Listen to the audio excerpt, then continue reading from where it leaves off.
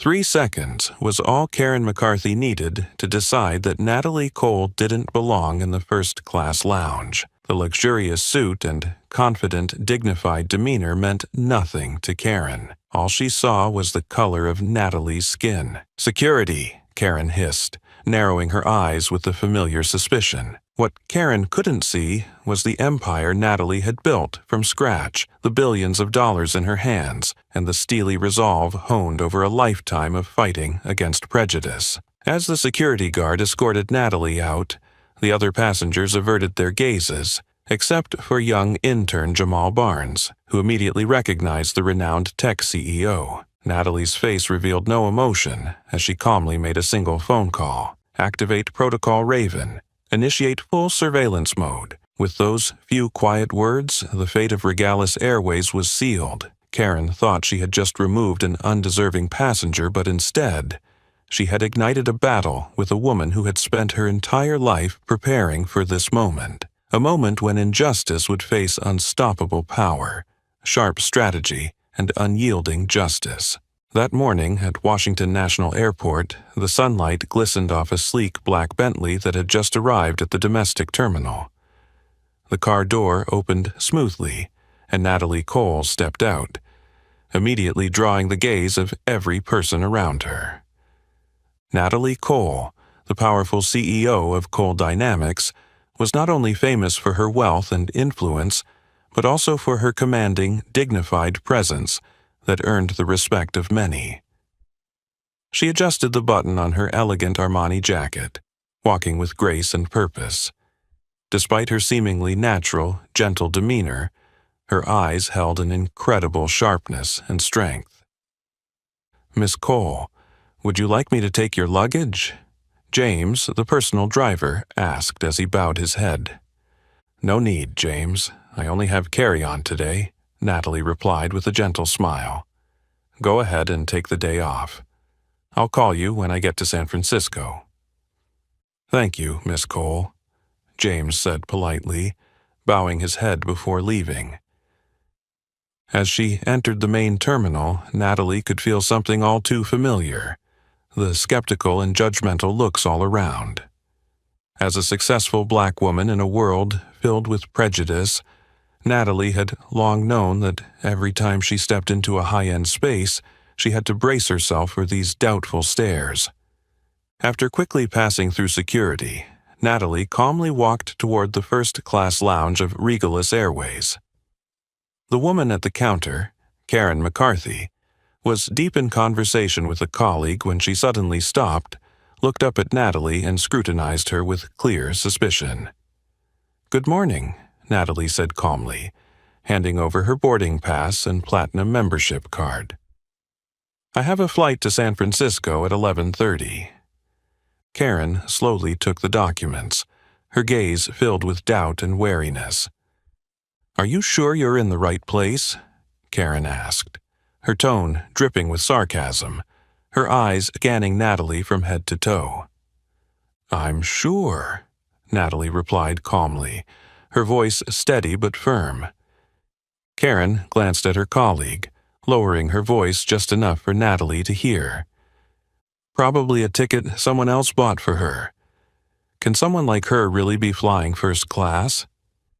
Natalie heard every word, but her face betrayed no emotion. Her heart ached briefly. How many times had she heard similar words, cold judgments based solely on the color of her skin? "What's the problem?" Natalie asked, her tone calm yet resolute. Karen smirked and then turned back with a stern expression. "I'm sorry, but I'll have to check the information. It's company policy, you understand." With that, Karen picked up the phone and called security, reporting a suspicious passenger. Within minutes, 2 large security guards appeared and approached Natalie, drawing the curious, murmuring stares of those around them. "Sorry, we've been informed that you're not eligible to use this lounge. Please come with us," one said sternly. Natalie didn't argue. She knew a painful truth. Any strong reaction here would turn her into the angry black woman. Instead, she simply smiled politely, stood up with calm composure, and left the lounge amidst the whispers of the crowd. Once outside the lounge area, Natalie stopped, calmly took her phone from her jacket pocket, her eyes briefly flashing with a cold, sharp gleam, though her voice remained quiet and chilling. Protocol, Raven. Activate full surveillance and comprehensive deployment. Understood, came the clear voice of Leah Jackson, head of security for Cole Dynamics, on the other end. This wasn't the first time Natalie had faced this. But this time would be different. This time, they weren't just discriminating against an individual. They were insulting an entire community, challenging the pride and dignity of a woman who had spent her life fighting to rise from poverty and prejudice. Natalie ended the call, her gaze turning to the airport's glass doors, the airplanes gleaming under the sunlight.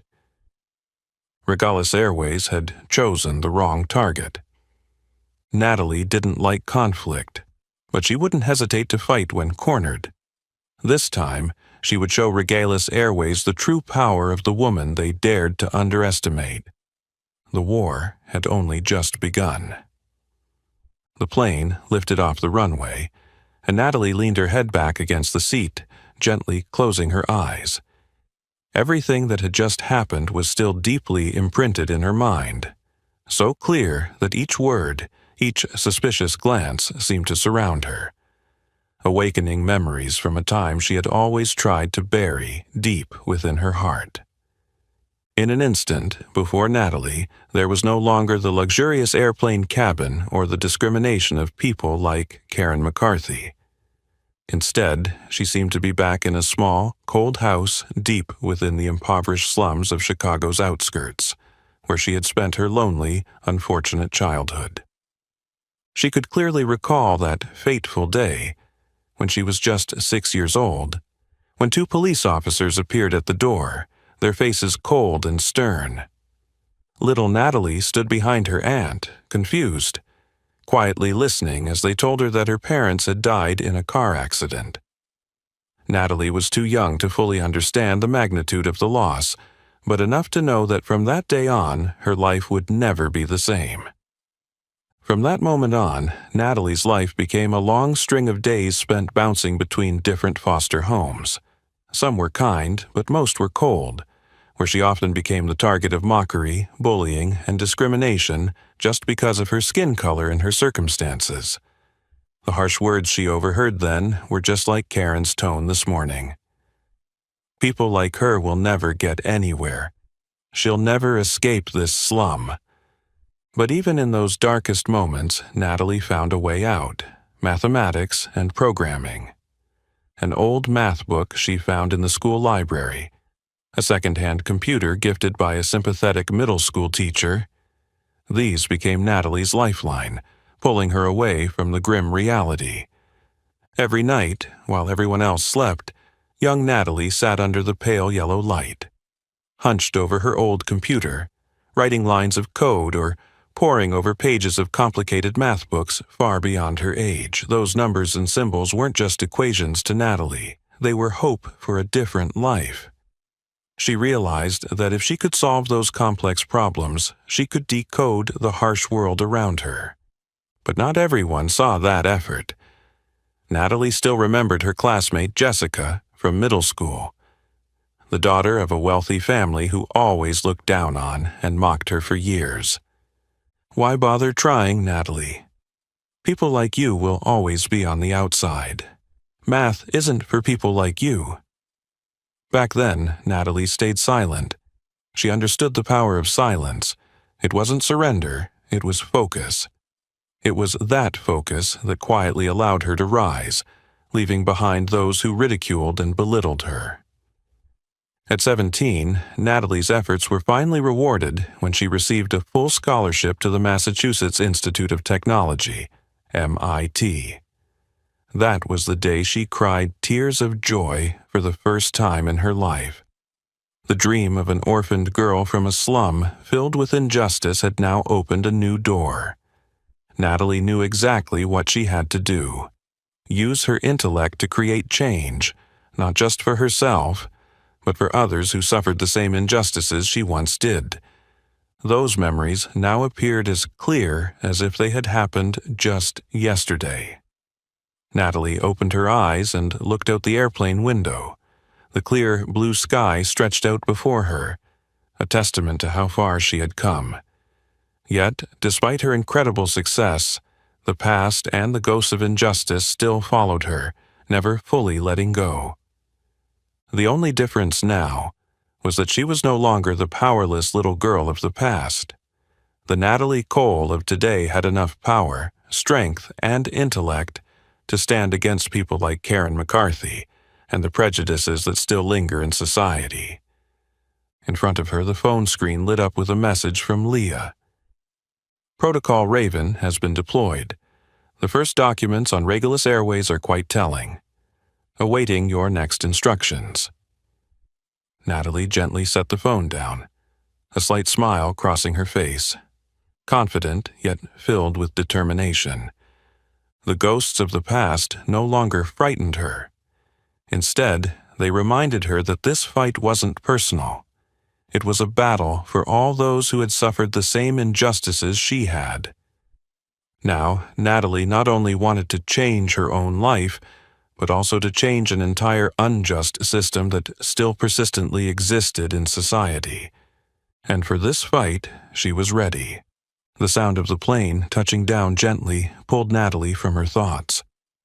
As soon as the airplane door opened, she quickly stepped out, heading straight for the sleek black car waiting for her. The car door shut behind her, and it was then that Natalie took out her phone, her face stern, her eyes filled with strong determination.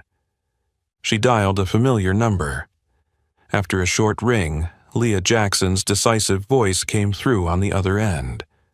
Cole Dynamics, Leah speaking. Leah, I need you to elevate Protocol Raven to the highest level immediately, Natalie said softly but firmly. Understood, Natalie. All of Regulus Airways' files have been under analysis since you left Washington. We've already uncovered several key points, particularly suspicious financial activities and a history of lawsuits related to racial discrimination. It seems Regalis is not as clean as their shiny exterior would suggest. Natalie nodded silently, though Leah couldn't see. Leah Jackson wasn't just her head of security. She was a former senior CIA agent who had been with Natalie since the early days of her struggling startup. Natalie had absolute trust in Leah's analytical skills and ability to handle tough situations. Good work, Leah, Natalie continued. Prioritize CEO Charles Whitmore and Regalis internal security systems. We need to land a precise blow to their weakest point. I got it. Oh, and one more thing, Natalie. A young intern at the airport, Jamal Barnes, reached out to us. He said he witnessed the entire incident between you and Karen McCarthy. Jamal is furious and wants to support us in the investigation. Natalie was momentarily surprised, but quickly regained her composure. She recalled seeing a young man standing nearby when she was escorted out of the lounge. At that moment, she had noticed the anger and frustration in his eyes. Is he trustworthy? Natalie asked cautiously. Leah chuckled softly. We've done a preliminary check. Jamal is a senior IT student at Howard University and has been interning at Regalis Airways for nearly 6 months. His record is clean, and both his parents were active in civil rights movements in Washington. Personally, I find him very reliable. Natalie was silent for a moment, then quickly decided, all right. Arrange a meeting with Jamal as soon as possible. If he can really help us from the inside, it will be a huge advantage. Understood. I'll handle it right away, Leah responded decisively. Natalie ended the call, her gaze drifting toward the city sinking into the twilight. She knew she had just kicked off a difficult battle, but this time she wasn't alone. Meanwhile, at Washington Airport, Jamal Barnes was still seething with anger over what he had just witnessed. His furious face was reflected clearly on his phone screen as he texted his close friend Derek Wells, a young engineer working in the IT department at Regulus Airways. "You won't believe what I just saw, Derek." Karen was openly racist again. She kicked Natalie Cole out of the first-class lounge, even though all her documents were completely in order. This isn't the first time Karen has done this. Just a few seconds later, Derek replied, "Do you have any clear evidence?" Regulus always tries to protect people like Karen. Without solid proof, this could be tough. Jamal took a deep breath, remembering Natalie's composed, dignified expression as she was forced out of the lounge. He quickly typed, "I know what I need to do now. I'm going to contact Cole Dynamics directly to make this clear. Natalie Cole is not someone who lets things slide." Be careful, Jamal. You know Karen has close ties with CEO Charles Whitmore. If she finds out you're behind this, your position at Regulus will be affected immediately, Derek warned. Jamal hesitated for a second, then typed resolutely, "There are things more important than this internship, Derek. I can't stand by and watch people like Karen continue to hurt others. I'm going to help Natalie bring this to light." Jamal sent the message and leaned back in his chair, his heart racing, but for the first time he felt more determined than ever. He thought of his parents, who had spent their lives fighting for equality, and realized this was the moment he could not remain silent. In the skies over San Francisco, the car carrying Natalie Cole slowly made its way toward the city center. The bright lights of the city had already started to glow, signaling that a new battle had just been activated. Natalie now not only had the power of wealth and intellect in her hands, but she also had the support of passionate, courageous individuals like Jamal. The counteroffensive had begun, and this time, those who underestimated Natalie Cole and people like her would pay a heavy price. While Natalie was systematically launching her counteroffensive, a quiet storm began to spread through the ranks of Regulus Airways. The first news of the incident at Washington National Airport quickly surfaced on social media, drawing widespread attention from the public. On the 35th floor of the Regulus Airways building in Atlanta, the CEO's office was bathed in the soft light of expensive desk lamps. Charles Whitmore, the esteemed CEO of the airline, sat silently in his luxurious leather chair, his eyes fixed on the large television screen mounted on the wall. The CNN news channel was airing a short video of Natalie Cole being escorted out of the first-class lounge, with a large, attention-grabbing headline, "Powerful CEO Natalie Cole discriminated against by Regulus Airways?" Charles smirked, shaking his head in contempt, then turned to Ethan Ross, the sharp, wiry man seated opposite him. Ethan Ross was not only renowned as the best crisis manager in the aviation industry, but also infamous for his ruthlessness and cold efficiency when dealing with sensitive issues for corporate leaders. "What do you think of this, Ethan?" Charles asked, his voice calm, as if it were just a minor annoyance. Ethan looked directly into Charles's eyes, his voice as sharp as a knife. "Nothing special. Just a woman trying to stir trouble. But this time, that woman is Natalie Cole, a very big name, Charles. We can't afford to take this lightly." Charles waved his hand dismissively, laughing derisively. "So, what if it's Natalie Cole? Does she think that just because she has money and some power she can change anything? I won't let her harm this airline's reputation. You handle it, Ethan. You have full authority." Ethan nodded, stood up, and left the room without saying another word.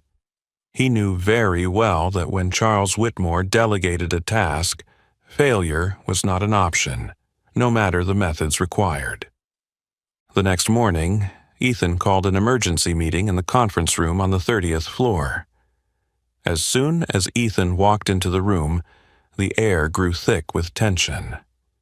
The senior staff at the airport sat in silence, none of them daring to make eye contact with Ethan, all of them fully aware of the kind of man he was.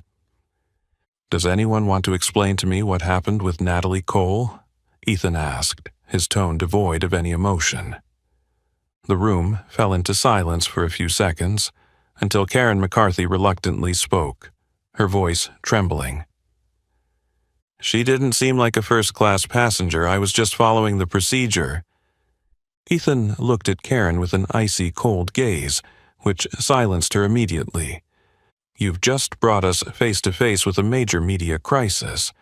Don't try to justify your mistake," Ethan said slowly but sharply. "Are you ready to leave your position, Karen?" Karen went pale, unable to utter a word. Ethan stood up, walked toward the large window overlooking the city below, and his voice rang out sharply in the meeting room. "Everyone in this room, listen carefully. From now on, anyone who speaks to the press or to Cole Dynamics about internal matters, I will ensure that person will never work in the aviation industry again." A suffocating silence filled the room. No one dared object. Everyone knew Ethan Ross didn't speak empty words. In the past, many had lost their jobs, their dignity, because they defied him. Ethan looked around the room, his voice growing colder. "I want every staff member's messages, emails, and calls to be monitored.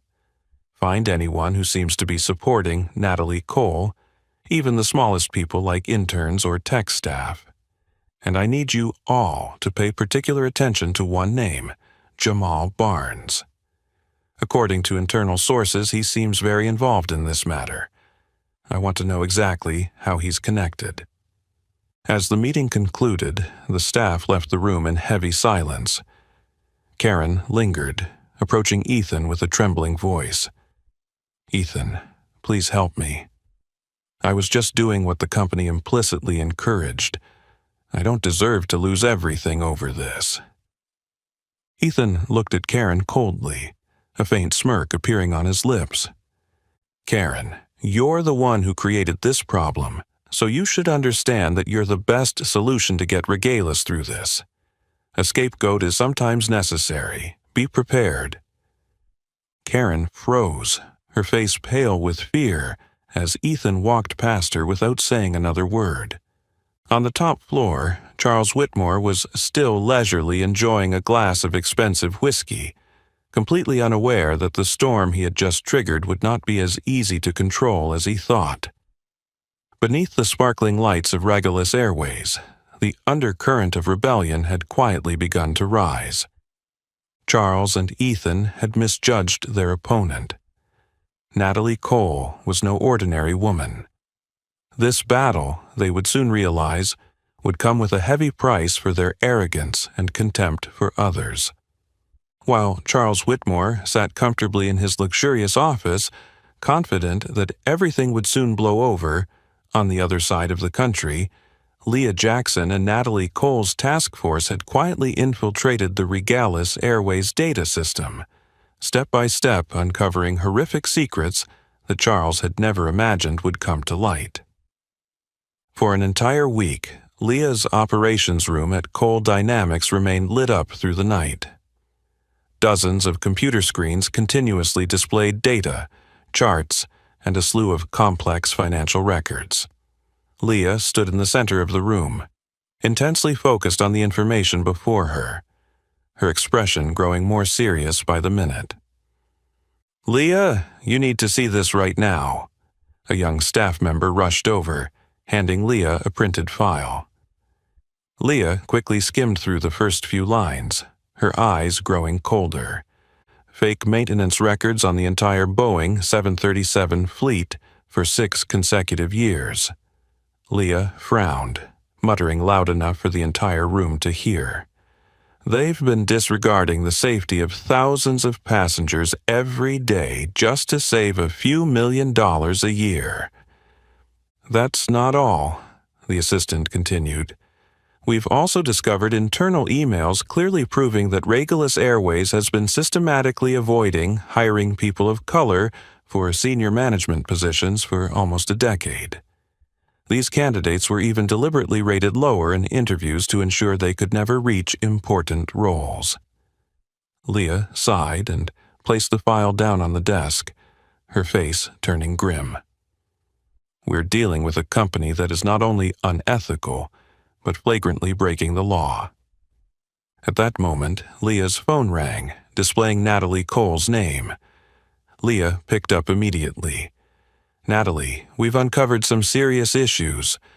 Not only the fake maintenance records and racial discrimination in hiring, but also an international money laundering ring connected to Regulus Charter. Charles and the leadership have been using this system to funnel illegal money through foreign accounts for years." There was a brief silence on the other end, then Natalie responded calmly. "Leah, are you certain we have enough concrete evidence to make all of this public before the media?" "I've thoroughly confirmed it, Natalie. We have undeniable evidence, and no lawyer will be able to deny it," Leah assured confidently. "Good. It's time to act more aggressively," Natalie said. "Prepare an emergency press conference for tomorrow. Regulus Airways won't be able to escape the light of justice any longer." The next morning, Regulus Airways headquarters was plunged into chaos as major news outlets simultaneously broadcast shocking headlines. Regulus Airways accused of falsifying aircraft maintenance records for years. Regulus hiring scandal, systematic racial discrimination. CEO Charles Whitmore and top executives under investigation for international money laundering. The news quickly spread nationwide, causing a media earthquake that sent Regulus Airways stock prices plummeting. In the CEO's office, Charles Whitmore stood frozen before the TV screen, his face pale with anger and fear. "What the hell is going on?" Charles roared, throwing his glass of whiskey onto the floor, shattering it into pieces. Ethan Ross stood beside him, his face as cold as ever, but for the first time he couldn't hide his own tension. "Charles, they've got more than we anticipated. I warned you from the start that Natalie Cole wasn't as simple as she appeared, but you underestimated her," Ethan said, his voice tight with frustration. Charles trembled as he looked at Ethan, his eyes filled with rage. "Are you implying you have nothing to do with this? Didn't you assure me everything would be handled? I gave you full authority to make sure this wouldn't happen." Ethan responded coolly, unfazed. "I've done everything necessary to prevent internal leaks, but Natalie Cole clearly has a much stronger intelligence network than we expected. There's also an insider within Regulus Airways. I'll find them, but for now we need to handle this media storm." Charles clutched his head, sinking into his chair, his face showing clear signs of helplessness. "What are you going to do to fix this, Ethan?" Ethan paused for a moment, then spoke in a chilling tone. "For now, we need someone to take the fall. Karen McCarthy is the obvious choice. Meanwhile, I'll try to shift public attention to lower-level employees until the situation dies down. After that, we'll focus on restoring your and the leadership's reputation." Charles looked at Ethan with weary skepticism, but reluctantly nodded. Deep down, he knew Natalie Cole had truly pushed him into a corner. Ethan left the room, his mind already planning how to track down the mole, while Charles sat in growing panic. Outside, the media continued to release more shocking evidence. From Leah's office at Cole Dynamics, Natalie stood by the window, looking out with a calm yet serious expression. She was all too familiar with injustice, but this time she would make sure that justice would be fully served. Regulus Airways was slowly crumbling under the pressure of the truth, and Natalie Cole knew full well that this was only the beginning of a fierce battle she had long been ready to fight. As the explosive news about Regulus Airways' misconduct spread rapidly, Ethan Ross realized that the situation was spiraling out of control. He knew that he couldn't stand by and watch the reputation of Charles Whitmore and the airline crumble any further. Ethan decided that the only way forward was to shift the public narrative, and his target was Natalie Cole. With a determined mindset, Ethan sat down at his desk in a secluded office, carefully accessing the internal network. He quickly sent an encrypted message to a trusted contact in the media. "I need you to spread some rumors that will cause the public to question Natalie Cole's motives. Build a story around the idea that she's deliberately attacking Regulus Airways to divert attention from some tax fraud and social responsibility avoidance issues that Cole Dynamics has been involved in." The response came swiftly. "Do you have enough evidence to back this up?" Ethan smirked coldly, his fingers swiftly moving across the keyboard. "Just planting doubts in the public's mind is enough. We don't need solid proof, just enough smoke to make the public believe there's fire. The rest, I'll take care of." Little did Ethan know, each of the messages he exchanged was clearly visible on the large screen in Leah Jackson's operations room at Cole Dynamics. Leah stood with her arms crossed, her eyes scanning each word Ethan had sent, her gaze filled with cold disdain. "Ethan Ross, did you really think we wouldn't foresee this lowly scheme?" A staff member quickly recorded the data and confirmed with Leah. "We've already blocked this rumor early on. All the links Ethan sent have been neutralized, and the cybersecurity team has set up barriers. You can rest easy, Miss Leah." "Good," Leah nodded in satisfaction. "At the same time, send all the evidence we've gathered about Ethan's messages to the FBI immediately. We need to ensure he faces the consequences of this dirty action." Just a few hours later, as Ethan was preparing to leave the Regulus Airways office, his phone began to buzz incessantly with urgent messages. He opened his phone, his eyes widening in horror as he saw the messages he had sent earlier that morning being plastered across news broadcasts, along with even more shocking information.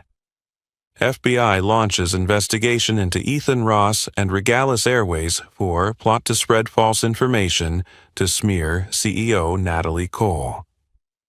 Ethan stood frozen, his body chilled.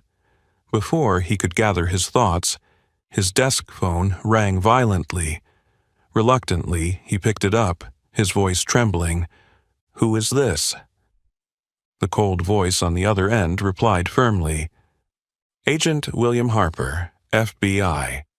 Ethan Ross, we need you at the FBI office right now to answer some questions related to your involvement in spreading false information."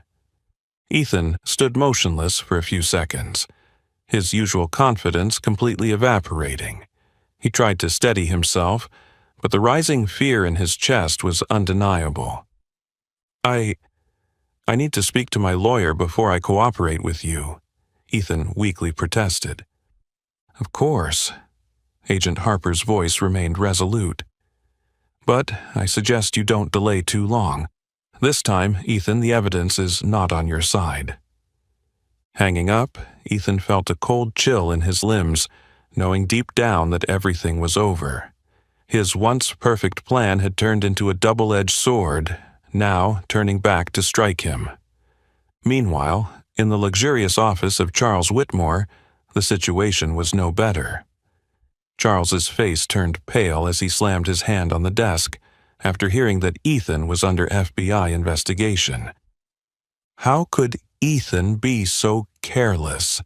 Charles shouted, his voice full of fury, as his assistant nervously stood before him.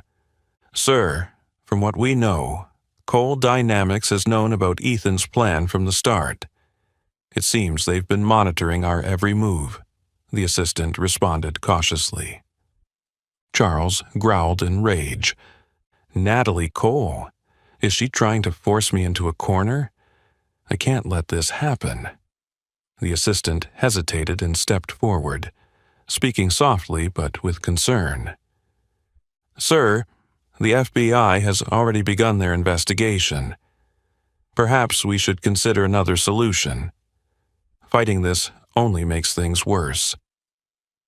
Charles stared blankly ahead, a rare look of desperation flashing in his eyes.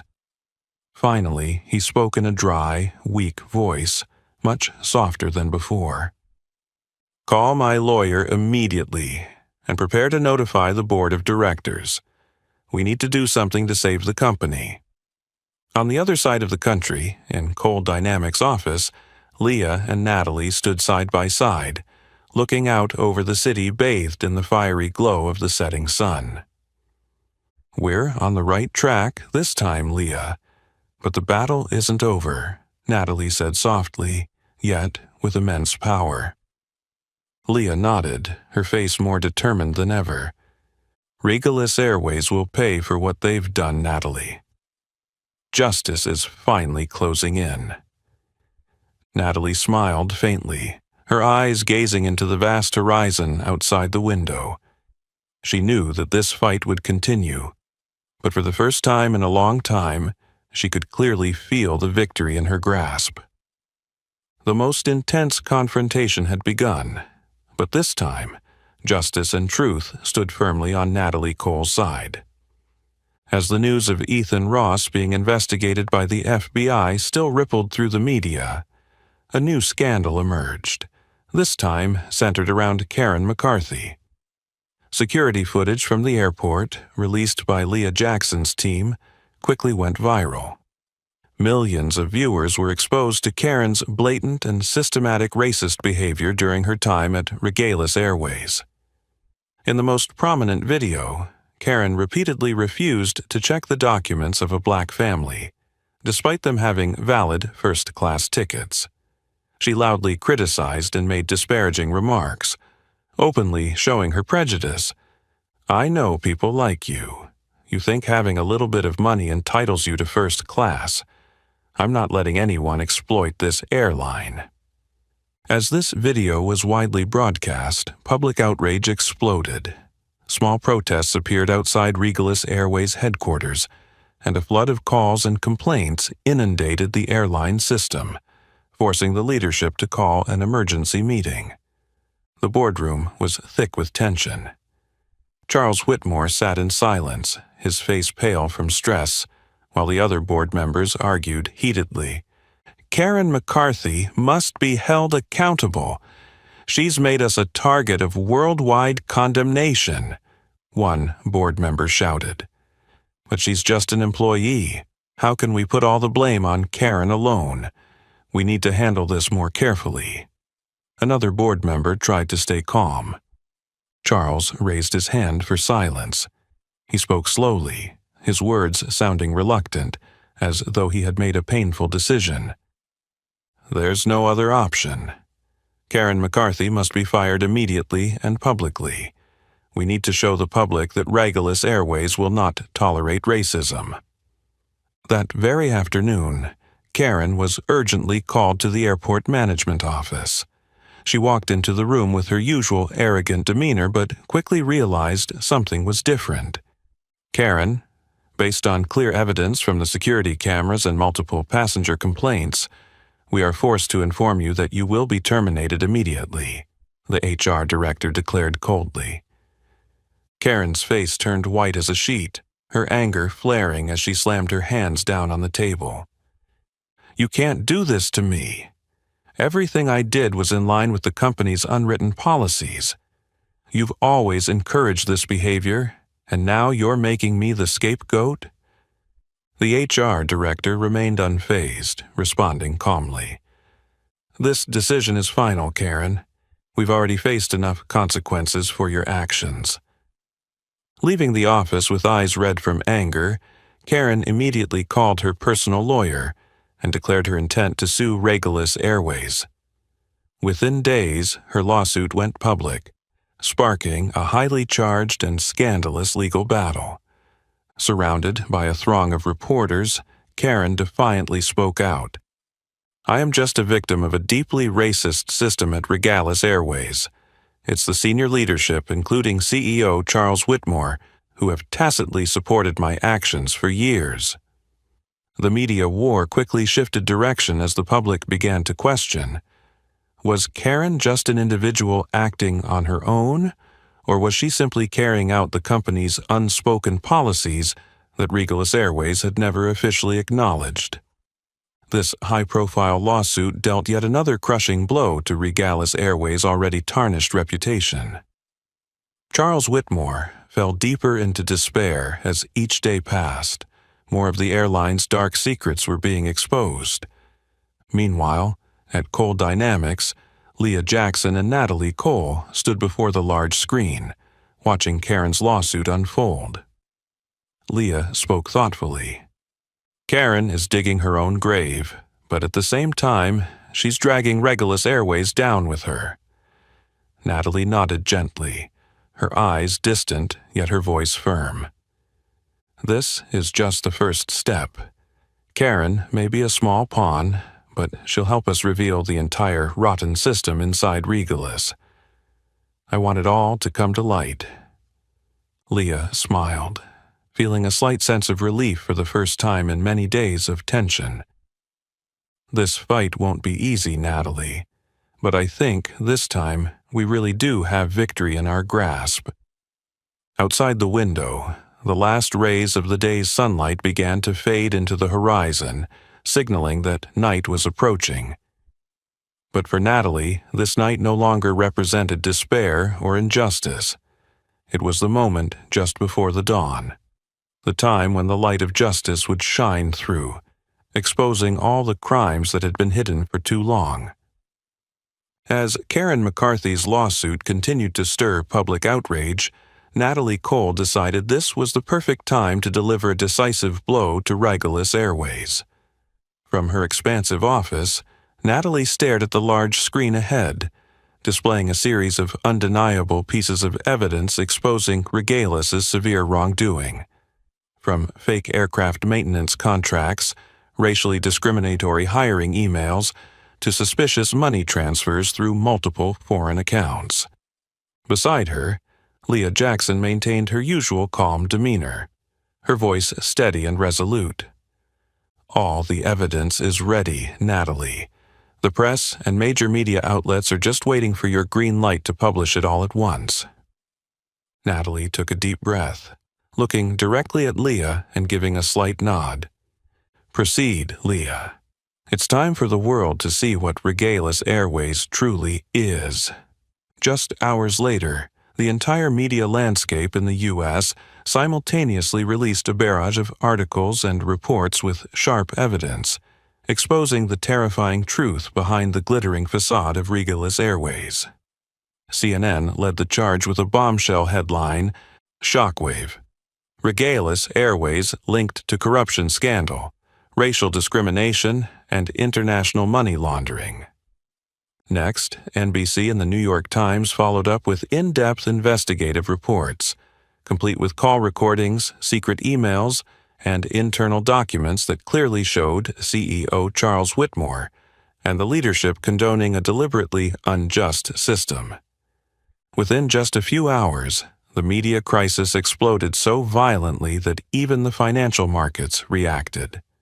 Regalis Airways stock prices plummeted uncontrollably, dropping nearly 40% in a single trading session, wiping out billions of dollars in market value in the blink of an eye. At Regalis Airways headquarters, Charles Whitmore trembled as he stared at the red-hot stock screen, his mind spinning.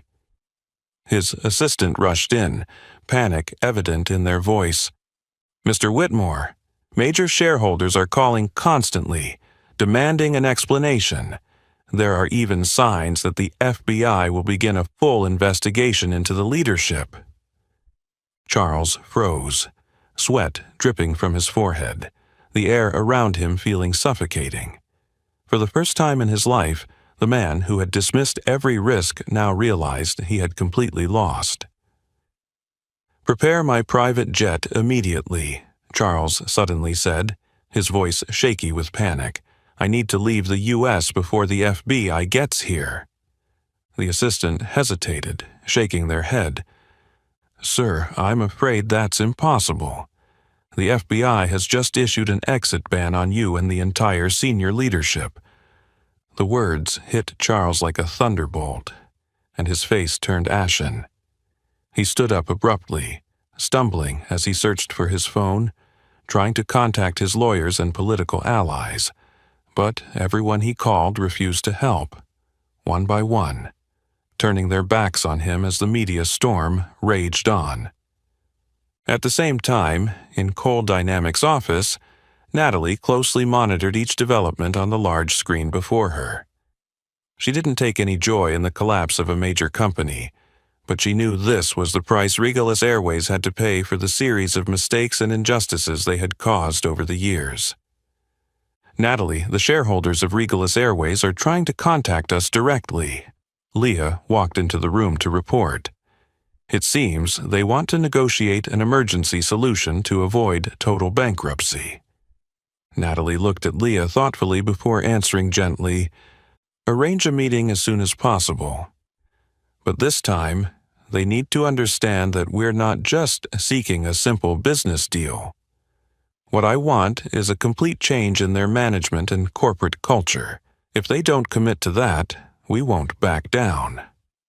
Leah nodded, her eyes shining with intense belief. "They'll have to understand, Natalie. Regalis Airways has realized they can't escape responsibility anymore.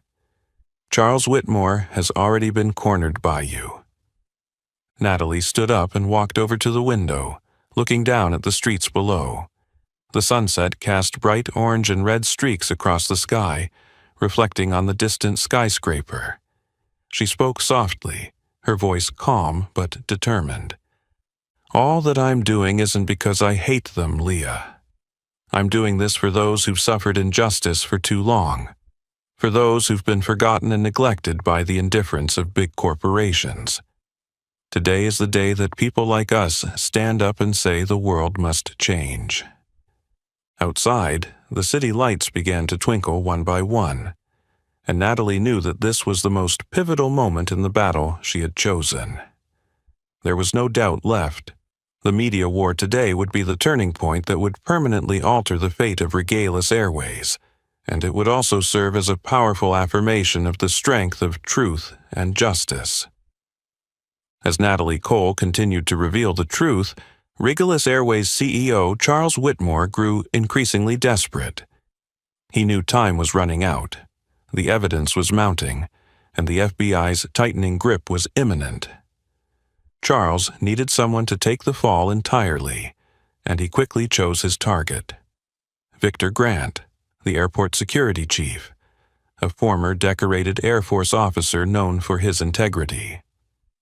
That evening, in the secluded meeting room deep within the executive office, Charles summoned a few remaining loyal members. The dim light illuminated the tense faces of the senior leaders. Charles glanced around the room and lowered his voice with a cunning tone. "We have no other choice. I've spoken with the top lawyers, and they all agree that Victor Grant is the most suitable person to take the responsibility.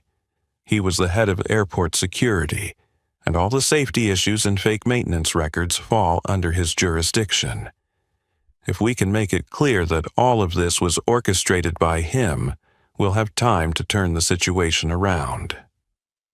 One of the executives spoke cautiously. "But, Mr. Whitmore, Victor is a retired Air Force officer with a great reputation, and he has always worked with the utmost integrity.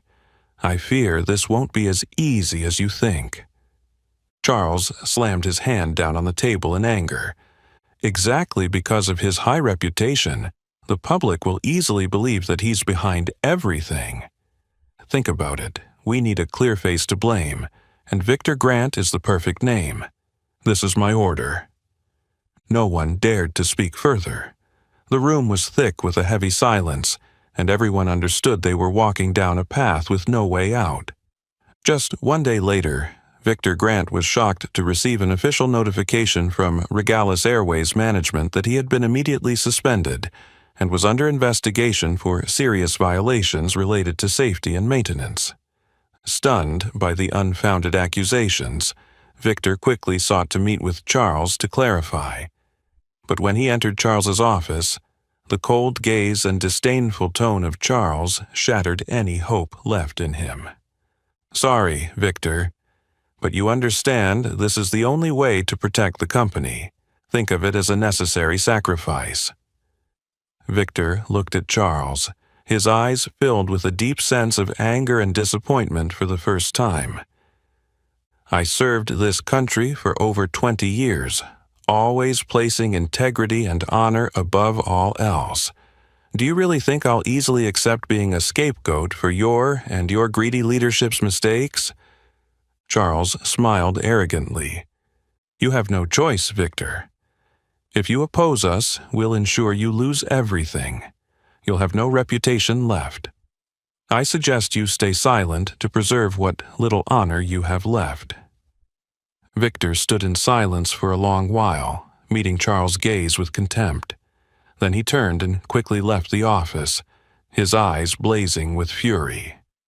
On his way back, he made a decision. This was the time to stand up and confront the truth. Not just to protect himself, but to protect the truth itself. 2 days later, a special press conference was held right outside Washington National Airport, drawing massive media attention nationwide. Before a crowd of cameras and microphones, Victor Grant appeared in his old Air Force uniform, standing tall, full of pride and determination. "Good afternoon. I am Victor Grant, a retired Air Force officer and the airport security chief recently suspended without cause by Regalis Airways. I am here today to tell the truth about what is going on inside this airline." Victor took a deep breath and continued strongly.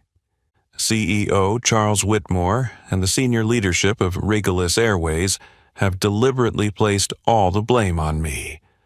But I stand here before you to declare I will not accept being a scapegoat. I have spent my life protecting honor and truth. It is Charles Whitmore and his associates who are behind the entire corruption scandal, the fake maintenance records, and the racial discrimination within this company." Victor's firm and resolute statement immediately sent shockwaves through the public. Reporters quickly began firing questions, and Victor didn't hesitate to provide even more clear evidence. At the same time, live broadcasts of the press conference aired across the country. Natalie and Leah watched every word from Victor with satisfaction and deep respect. Leah smiled faintly and said to Natalie, "Victor is a man of rare self-respect. He's making a much more powerful counterattack than we ever hoped for."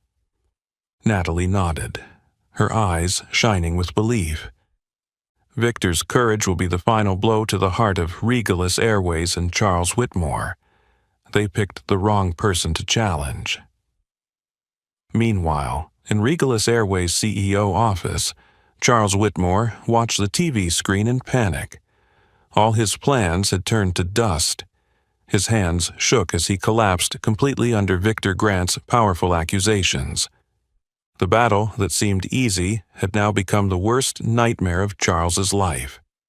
He now knew better than anyone that he had completely lost control, and the truth, the very thing he thought could remain hidden forever, had returned with relentless force, demanding justice.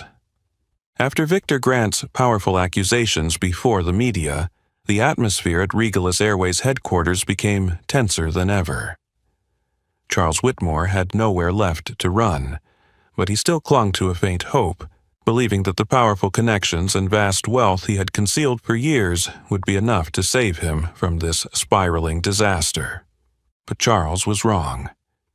That morning, as the CEO's office still hung heavy with tension, a special FBI task force suddenly appeared at the door.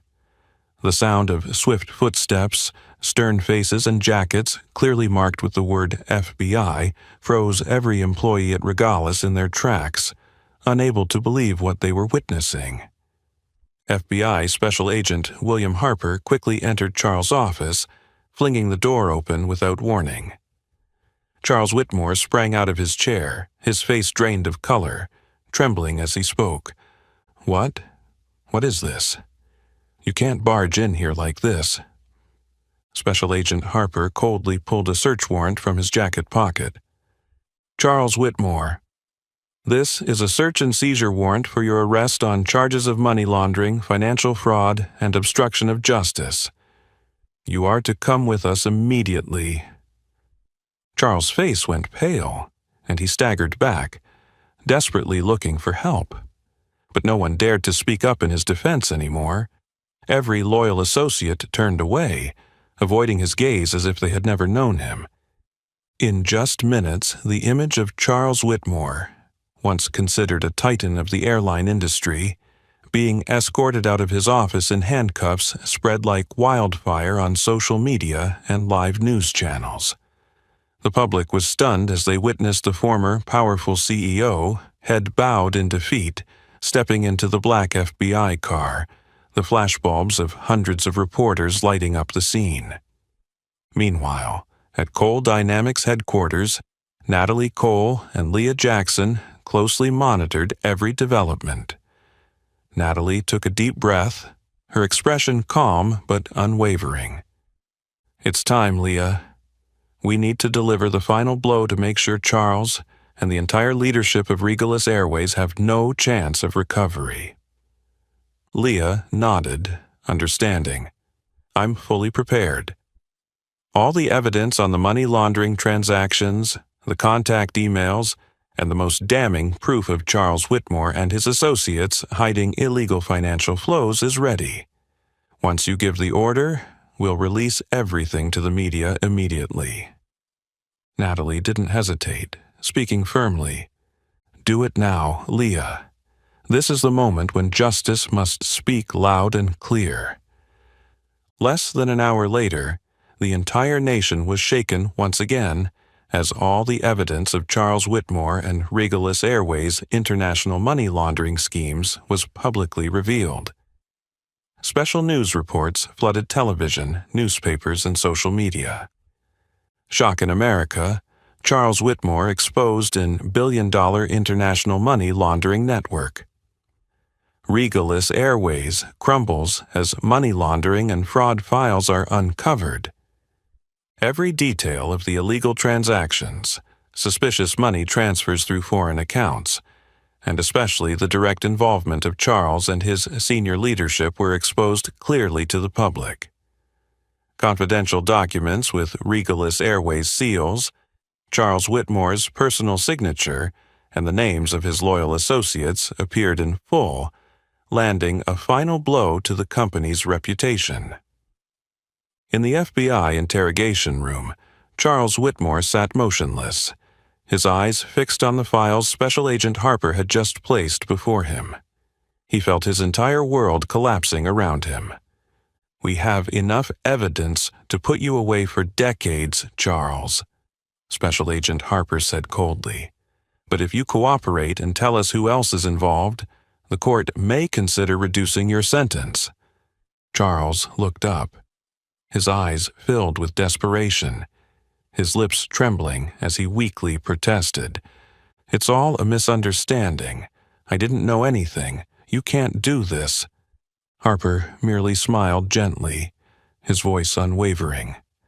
"Charles, the game is over. You've been betrayed by your own people. You have no way out now." At Cole Dynamics, Natalie stood by the window, gazing at the vast horizon. Leah walked over to her, speaking softly.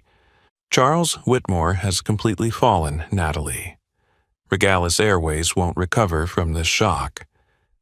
Natalie nodded gently, her voice soft but filled with strength.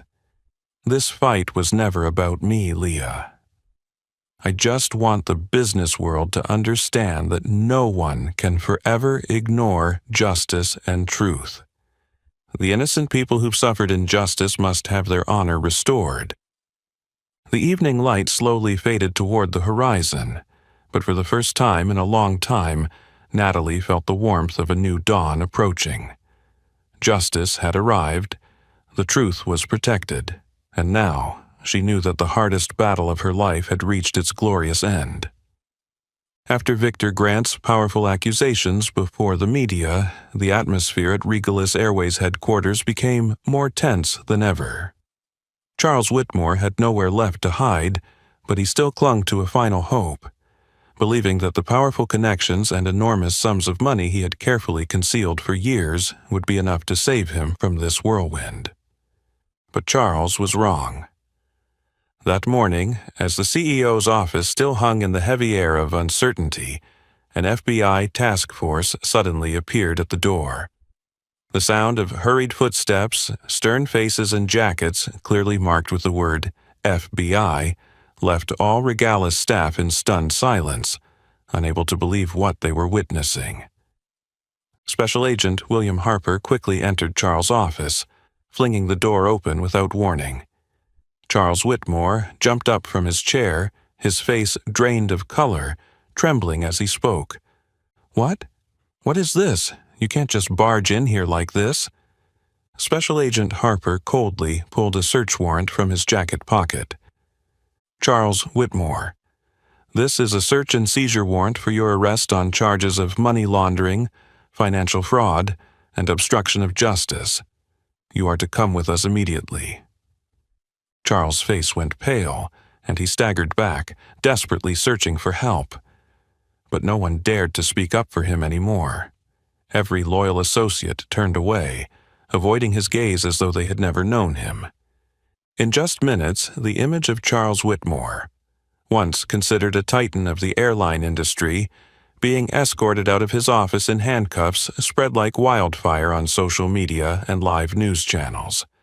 The public was stunned as they witnessed the former powerful CEO, head bowed in defeat, stepping into the black FBI car, the flashbulbs of hundreds of reporters lighting up the scene. Meanwhile, at Cole Dynamics headquarters, Natalie Cole and Leah Jackson closely monitored every development. Natalie took a deep breath, her expression calm but unwavering. "It's time, Leah. We need to deliver the final blow to make sure Charles and the entire leadership of Regalis Airways have no chance of recovery." Leah nodded, understanding. "I'm fully prepared." All the evidence on the money laundering transactions, the contact emails, and the most damning proof of Charles Whitmore and his associates hiding illegal financial flows is ready. Once you give the order, we'll release everything to the media immediately. Natalie didn't hesitate, speaking firmly. "Do it now, Leah. This is the moment when justice must speak loud and clear." Less than an hour later, the entire nation was shaken once again, as all the evidence of Charles Whitmore and Regalis Airways' international money laundering schemes was publicly revealed. Special news reports flooded television, newspapers, and social media. Shock in America, Charles Whitmore exposed in billion-dollar international money laundering network. Regalis Airways crumbles as money laundering and fraud files are uncovered. Every detail of the illegal transactions, suspicious money transfers through foreign accounts, and especially the direct involvement of Charles and his senior leadership were exposed clearly to the public. Confidential documents with Regalis Airways seals, Charles Whitmore's personal signature, and the names of his loyal associates appeared in full, landing a final blow to the company's reputation. In the FBI interrogation room, Charles Whitmore sat motionless, his eyes fixed on the files Special Agent Harper had just placed before him. He felt his entire world collapsing around him. "We have enough evidence to put you away for decades, Charles," Special Agent Harper said coldly, "but if you cooperate and tell us who else is involved, the court may consider reducing your sentence."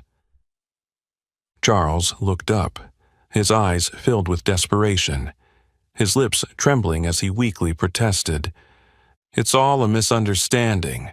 I didn't know anything. You can't do this." Harper merely smiled gently, his voice unwavering. "Charles, the game is over. You've been betrayed by your own people. You have no way out now." At Cole Dynamics, Natalie stood by the window, gazing at the vast horizon. Leah walked over to her, speaking softly. "Charles Whitmore has completely fallen, Natalie. Regulus Airways won't recover from this shock." Natalie nodded gently, her voice soft but filled with strength.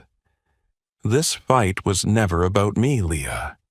I just want the business world to understand that no one can forever ignore justice and truth. The innocent people who've suffered injustice must have their honor restored." The evening light slowly faded toward the horizon, but for the first time in a long time, Natalie felt the warmth of a new dawn approaching. Justice had arrived, the truth was protected, and now she knew that the hardest battle of her life had reached its glorious end.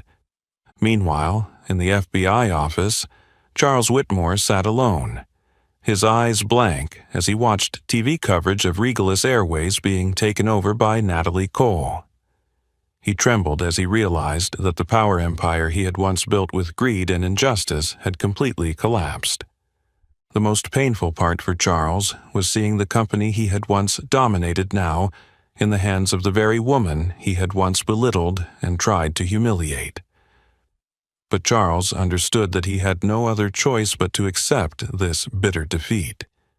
Outside the interrogation room, Special Agent Harper closed the file, looking at Charles with a cold gaze, shaking his head slightly. "Charles, the game is truly over. Natalie Cole has won, and this time, it's true justice." As the acquisition of Regulus Airways was completed, Natalie Cole knew that this was only the beginning of a long journey ahead.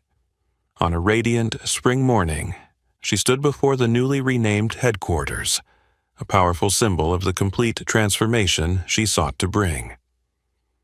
Regulus Airways had now become Cole Air, a completely new brand representing the ideals of fairness, transparency, and opportunity for all. The launch event of the new brand attracted thousands of people and media outlets. The morning sunlight illuminated the large sign with the meaningful slogan Natalie had chosen, "Where everyone belongs," a clear and powerful statement of her commitment to society and the community. Before the multitude of cameras and microphones, Natalie took the stage, her voice deep, confident, and sincere. "We are here today not just to launch a new airline. Cole Air represents the core values I have always pursued throughout my life: fairness, respect, and diversity. I want everyone, no matter their background, skin color, or social class, to feel welcomed, respected, and most importantly, like they truly belong when they step onto our planes." The crowd erupted in emotional applause. Natalie smiled gently, her eyes filled with determination as she continued. "But to fulfill this great commitment, I know that Cole Air needs a talented, honest, and steadfast leader, someone who has stood firm against injustice and fought quietly from within Regulus for many years. Therefore, today, I am honored to announce the appointment of Mrs. Helen Foster as the new CEO of Cole Air." Amidst the enthusiastic applause, Helen Foster slowly walked to the stage, her eyes filled with emotion and gratitude. For years she had quietly endured the oppression and disdain from Charles Whitmore, simply for speaking out to defend what was right. Now, she stood in a place that once seemed impossible, the highest leadership position of the airline. Helen looked at Natalie, her eyes full of admiration and respect. "I am deeply honored to have been entrusted with this responsibility by Natalie Cole and the board of directors. I promise everyone here today, from now on, Cole Air will not just be an airline. It will be a symbol of equality and opportunity, where the mistakes of the past will never be repeated." Meanwhile, just outside the stage, Leah Jackson stood next to Victor Grant, both silently smiling. feeling an indescribable joy and pride as they witnessed the birth of a new symbol, a symbol of justice and hope. Victor turned to Leah, his voice calm but full of emotion. "I lost all faith when I was betrayed by those I trusted, but seeing Cole Air come to life today, I know that everything we went through was worth it." Leah gently placed her hand on Victor's shoulder, softly replying, "Victor, people like you are the reason Natalie fought this battle to the end. Cole Air is not just a symbol, but a reminder to all of us that justice will always prevail if we never give up hope." At the same time, in the holding cell, Charles Whitmore sat huddled on the hard chair, his blank eyes fixed on the small screen in the room, showing live coverage of the Cole Air launch. He trembled as he watched the company he once built not only change hands, but completely transform in essence, a change that filled him with bitterness and shame like never before. As the image of Helen Foster standing beside Natalie appeared on the screen, Charles clenched his fists, his face turning pale with anger and humiliation. Helen, the woman he had always belittled and oppressed, was now entrusted with the highest power, the very leadership of the company he had once dominated. For Charles, this was the harshest punishment, a bitter lesson about the consequences of arrogance and injustice. Outside the holding room, Special Agent Harper stepped in, looking at Charles for a long while before speaking gently. "Charles, as you can see, life has its way of returning fairness. What Natalie Cole is doing with Cole Air will be a lesson for many, yourself included." Charles lowered his head in silence, no longer possessing the strength to resist. He understood, more than anyone, that now, not only had his company been lost, but his entire reputation and career had been forever buried under the new symbol of justice that was Cole Air. As the ceremony ended, Natalie stood silently looking up at the vast blue sky. Helen walked up to her, her voice soft and filled with gratitude. "Natalie, I don't know how to thank you enough. You've given me this opportunity, an opportunity I never thought I could achieve." Natalie turned to Helen, smiling faintly, her eyes filled with trust. "Helen, it's your integrity and courage that brought you here. I'm simply the one standing behind, helping the world see that." The two women stood side by side, looking toward the future ahead, a bright future they had fought together to build. For them, Cole Air was not just a company, but a living declaration that justice and truth always prevail, no matter the challenges and obstacles faced along the way. After the successful launch of Cole Air, Natalie Cole knew that this victory was not solely hers. It was the result of the courage, persistence, and efforts of all those who had dared to stand up against injustice. It was time for Natalie to personally honor those unsung heroes who had risked their careers and lives to fight for what was right. One of Natalie's first decisions after Cole Air's operations began was to invite Jamal Barnes to the CEO's office. When Jamal walked into the spacious room, his heart raced, unable to hide the emotion and nervousness. Natalie stood up and walked toward him with a sincere smile. "Jamal, you were one of the first to bravely speak up for me during my most difficult times. You showed me that there are still young people who dare to confront injustice. Because of that, I want to personally offer you a place in Cole Air's Senior Leadership Training Program. Will you help me build a better future?" Jamal was speechless, his eyes shining with joy and pride. He nodded firmly, his voice trembling with gratitude. "Ms. Natalie, this is truly an immense honor. I promise I won't disappoint you. I will dedicate myself to the ideals of Cole Air." Natalie smiled with satisfaction, gently placing her hand on Jamal's shoulder, her eyes full of trust. I've always known you could do this, Jamal. Cole Air's future needs leaders like you. Not long after, Natalie called in Erica Mitchell, the brave woman who had exposed Karen McCarthy's racist actions. Erica walked nervously into the office, still feeling the fear from the pressures she had faced. But the moment she saw Natalie's warm smile and the sincerity in her eyes, Erica felt at peace. Erica, Natalie spoke softly, what you did wasn't just about exposing the wrongdoings of one individual. You spoke for thousands who had endured injustice, showing the world what true courage looks like. Because of that, I want to offer you the position of Head of Customer Ethics, an important role to ensure that incidents like this never happen again at Cole Air. Erica was stunned. She had never imagined that her small act would lead to such a significant change. Erica responded, choked up, I'm so grateful to you, Natalie. I promise I will do everything in my power to protect the values that Cole Air stands for. Natalie nodded gently, her eyes full of belief in the young woman before her. I trust you, Erica, and I know that Cole Air will be much safer with you here. Meanwhile, in the airport security office, Victor Grant was packing his personal belongings, still feeling the bitterness from the false accusations made by Charles Whitmore.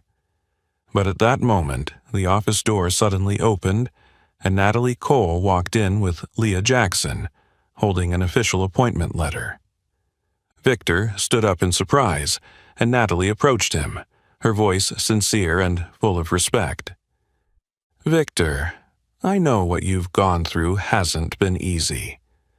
Charles Whitmore tried to destroy your honor, but you stood up, proudly fighting to protect the truth and justice. Because of this, I want you to become the Chief Security Officer of Cole Air. I believe no one is more suited for this position than you, a decorated officer and a responsible leader. Victor stood still for a few seconds, emotions swelling in his chest. Finally, he calmly responded with unwavering pride. Miss Natalie, I accept this honor with deep gratitude. I promise you, Leah, and everyone here that the security and safety of Cole Air will always be my top priority. I will never betray the trust you've placed in me. In another part of the building, in the small interrogation room, Charles Whitmore sat huddled in his prison uniform, his hollow eyes staring into the void in front of him. The news on the small screen about the appointments and promotions of Jamal Barnes, Erica Mitchell, and Victor Grant cut deep into his heart. Charles bitterly realized that he had underestimated the power of truth and courage. Special Agent Harper saw the painful look in Charles's eyes and spoke softly. Charles, this is what Natalie Cole has been trying to tell you for a long time.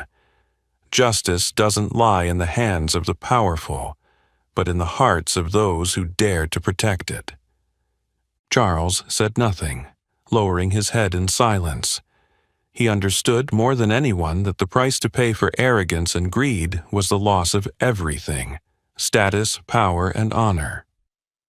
That afternoon, Natalie walked slowly through the new Cole Air offices, her heart full of emotion as she reflected on the journey so far.